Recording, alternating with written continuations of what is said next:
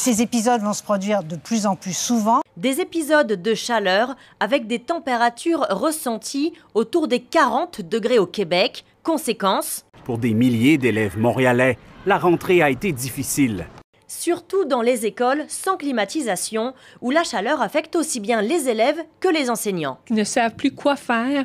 Leurs élèves sont à bout de souffle, sont fatigués, sont rouges comme des tomates dans les classes. La santé publique de Montréal estime qu'environ 80 personnes sont mortes dues à la chaleur dans la seule canicule du début juillet. Pour ce père, c'est l'angoisse à seulement 8 jours de la rentrée en première secondaire de son fils. Étant en première position dans les deux écoles, il faut qu'il y ait une désinscription pour qu'il puisse avoir la place. 464 élèves ne savent toujours pas où ils effectueront leur rentrée dans la fédération Wallonie-Bruxelles. Il n'y a pas eu de création de nouvelles écoles, donc on savait que la situation serait beaucoup plus problématique cette année. La fédération a injecté plus de 20 millions d'euros pour créer de nouvelles écoles, mais pour certaines associations de parents d'élèves, c'est insuffisant.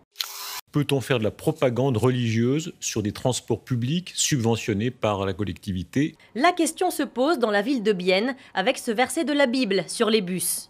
L'entreprise de transport a le droit d'afficher cette publicité d'une agence de communication chrétienne et elle s'en défend. Nous sommes une institution de droit public et nous devons respecter les droits fondamentaux, donc la liberté d'expression, la liberté de la religion aussi. Liberté de religion versus laïcité, certains élus montent au créneau. Est-ce que c'est normal que sur un lieu public, parce que finalement les transports publics sont financés par les contribuables, il y ait des publicités religieuses?